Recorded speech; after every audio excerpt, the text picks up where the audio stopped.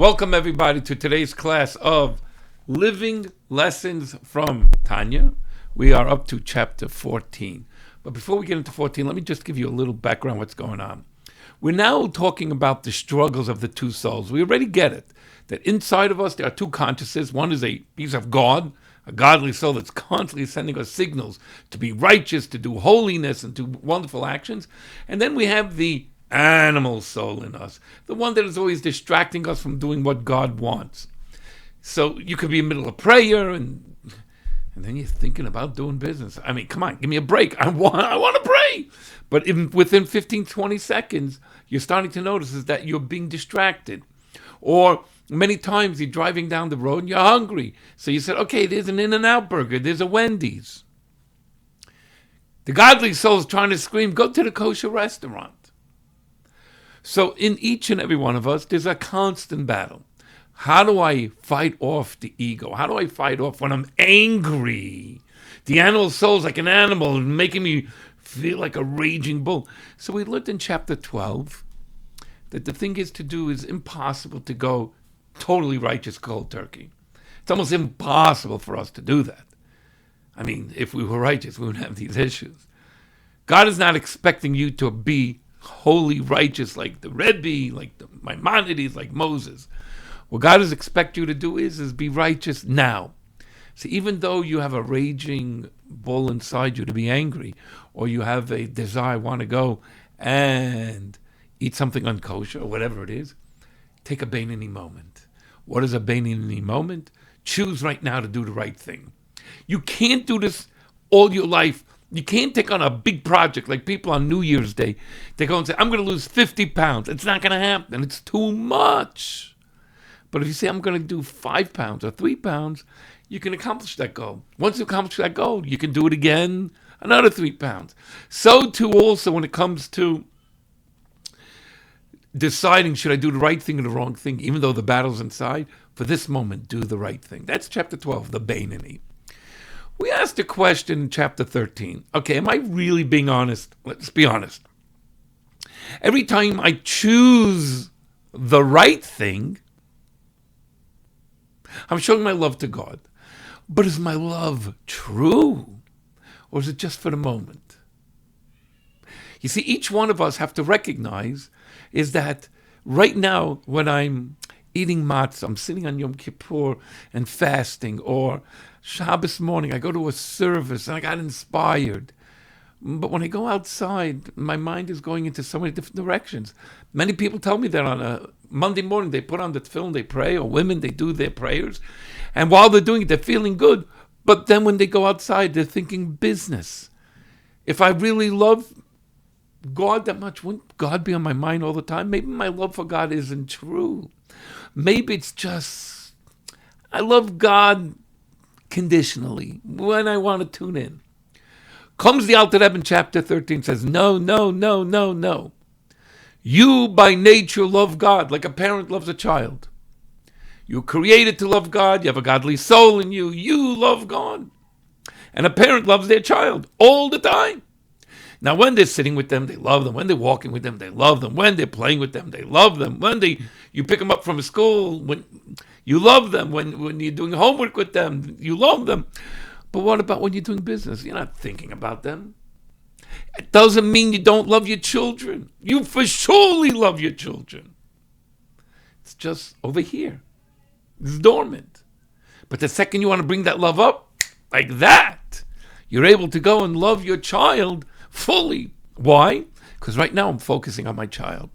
So too also, even though when I'm putting on my tefillin, and I'm praying, I'm at a Seder, it's Yom Kippur, it's a Friday night dinner, I love God. This is my love. I'm showing God my love.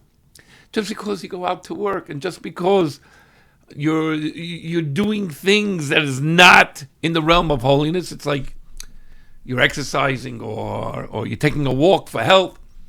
Just because you're not thinking about God at that moment doesn't mean you don't love God. It's just dormant. Your job is to recognize that your love is really true. It's true, true, true. So now comes the question. Chapter 14 asks a question. Okay, I do love God, but I can't be in control of everything. There's so many things going on inside my head is racing with thoughts. My heart is racing with desires. There are desires that I have. Oh, I want to eat shrimp. Oh, I'm smelling that beautiful restaurant, that barbecue or lobster. And all of a sudden I have all of these desires. And let me tell you something. The thoughts and the wants and the desires are faster. You can't keep up with it. If I have these wants and all these desires, maybe I'm not really in love with God. Chapter 14 says something, whoa. Time out. I created you, says God. I created you to have thoughts. I created you to have desires. And I created you that it races and races and races. Right now, all I ask is one thing. Be a Bainani. What does that mean? Of course you want to have lobster. Of course you want to go and eat something unkosher.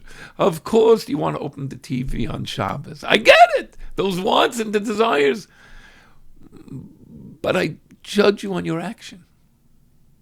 And you chose not to because you love me, says God. So the Alter Rebbe is saying to you in chapter 14, it's very normal that if you're driving down Beverly Hills or Dale Drive and I want this and I want that, it may not be the most modest clothing. Or all of a sudden you're in a hotel somewhere for a Shabbos and there's nobody to talk to, etc. And you think to yourself, whoa, nobody sees me here in Salt Lake City. If I turn on the TV, who knows on Shabbos? These thoughts and desires can race through your head. God gets it. And it's normal. And that battle and those desires, God puts it in you. But you show your love for God. How do you show your love for God? Simple. I don't do it. And by not doing it, that is all that God is asking of you. There are times that you're very angry. Somebody really did you bad. You're going through a rotten divorce. And someone's stiffing you and they're doing the wrong things. So you have your choice. Either to go and say, okay, walk all over me and do whatever you want, which you don't want to do. On the other hand, you can get angry. And many times you get an email from your lawyer, this is what your spouse wants, and all of a sudden you say, what? How dare they? And you start screaming. Or one of your friends, they messed you over. They said they were going to give you business, and they didn't give you business. And all of a sudden you get so angry. I was counting on the money. How could you do this to me? I'm your friend. Get out of here. I hate you. And you start opening up our mouth. We are challenged many times. But God judges you on how you choose to behave. Now you can go and say, Rabbi, come on. My spouse is really messing me over, has a much better lawyer than I have. I don't have the money to do it, and I'm getting messed. You're right. You have every reason to be angry. I'm not asking you not to be angry. Angry is okay. Being mad is okay. But how are you acting? Let me give you an example. October 7th, we got so angry. We were, let's go after them. But when you're angry, you're wild like a bull. Animals don't think straight. Great leaders, what do? They stay focused. Oh, they have the anger inside them. How dare you attack my people? How dare you rape? How dare you do what you do? But I have to think straight. I have to come up with a plan. I can't let my emotions take over. It's very normal for the emotions to be racing. Comes God and says, I judge you on your behavior. Each one of us have to be a captain of our own ship. Each one of us have to be the leader in our home. Your children watch the way you act. But you can say, but I'm angry. And you can go and blame it on the spouse. You can do whatever you want. But at the end of the day, you weren't the light. You weren't able to lead. So what does that mean, Rabbi? I should just let people walk all over me? I should let people mess me in business? No, not at all. You have to set the boundaries. You have to go make sure that when there is business or somebody is, with a lawyer divorcing or whatever it is, you have to make sure that you're in control of your emotions. Don't get angry, because then you look like perceived as a lunatic. Just because you're screaming doesn't mean the law is going to change for you. What you have to do is gather your emotions and transform them into good actions, positive actions.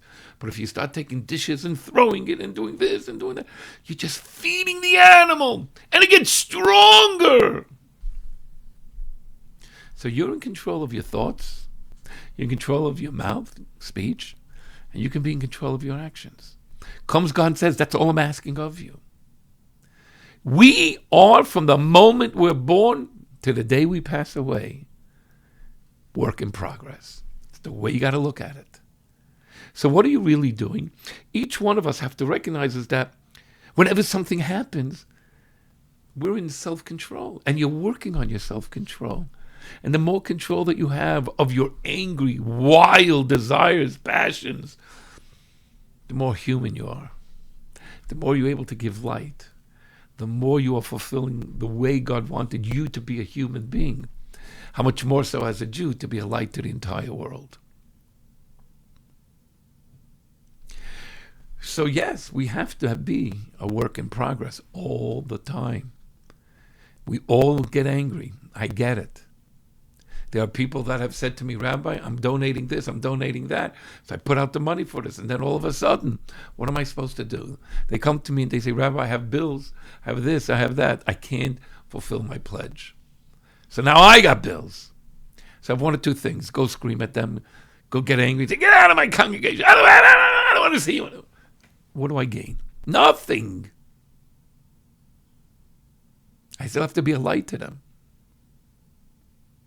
I have to have empathy for them. But I got messed over. I didn't get messed over. It means God wants me to work harder to get the donations from somewhere else. Or the person's not supposed to do business with you.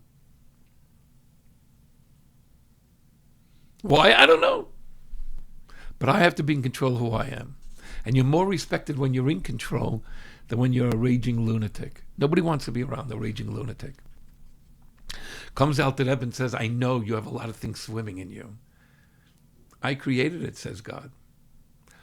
But I'm making you a better person by choosing how to think, how to speak, and how to behave.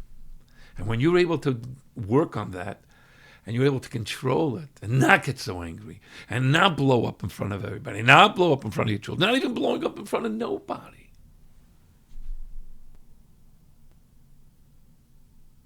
You will be a better human being and better for the world and better for yourself.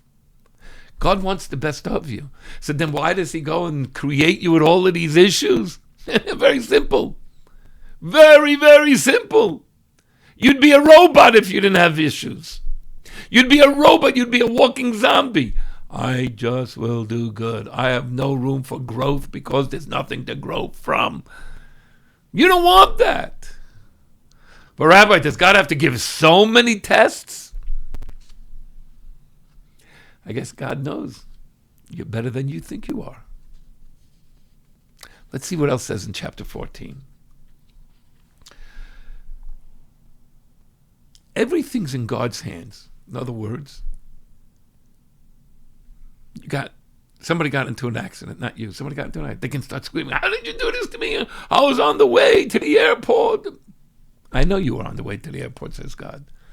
I know good and well that your car got into an accident or you had a flat tire. I get it. You missed your flight. I know it's good for you, says God. But I am now rewarding you by the way you act. Those with faith, those that trust in God, go like this. Don't worry, it's all good. Why? I don't know. I'll figure it out later. Another person goes and says, I scream at you, God, how dare you, and blah, blah, blah. I get it. I get it. It's very easy to explode.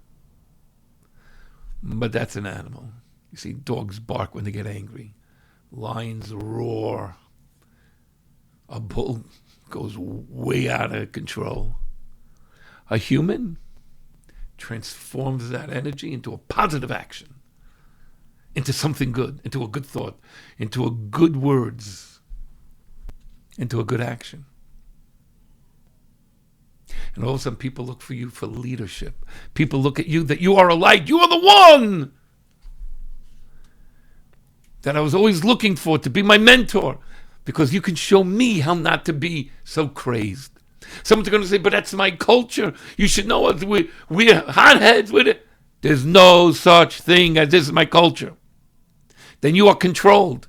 You're not a free person. You don't have free will. It's not your culture. You talk it into yourself that this is my culture. It's like me saying I'm from Brooklyn. What do you want from me? But it doesn't mean I always have to be from Brooklyn. I use the Brooklyn attitude for good. Doesn't mean I have to use my Brooklyn attitude to put someone else down.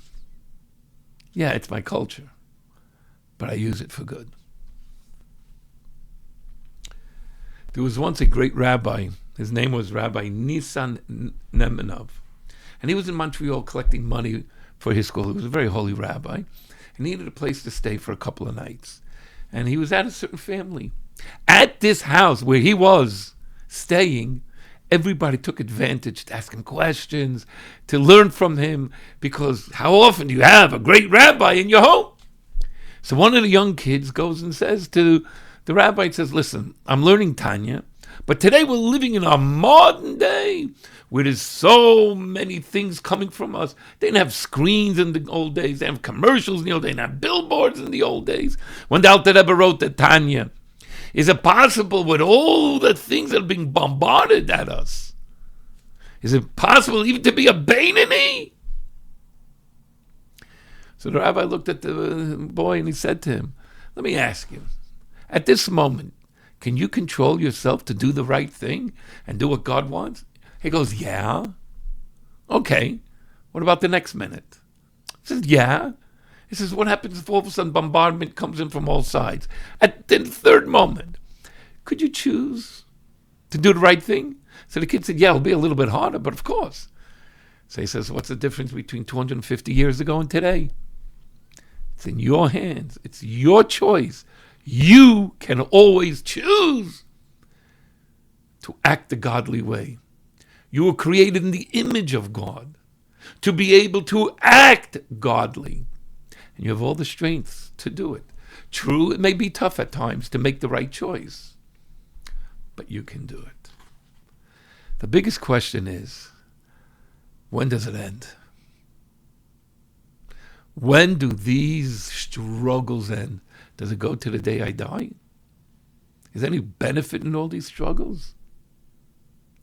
My dear friends, in the second half of chapter 14, we're going to learn how God asks you to always strive higher. Higher? You mean I'm not good enough the way I am? No, it's always good to raise the bar. If you stay here, there's no growth. By raising the bar, you're going to be able to go and recognize, wow, I didn't realize good is good and better is better. How do we raise the bar? How do we get there? I'll see you next week in this beautiful book of living lessons from Tanya. Have a great day.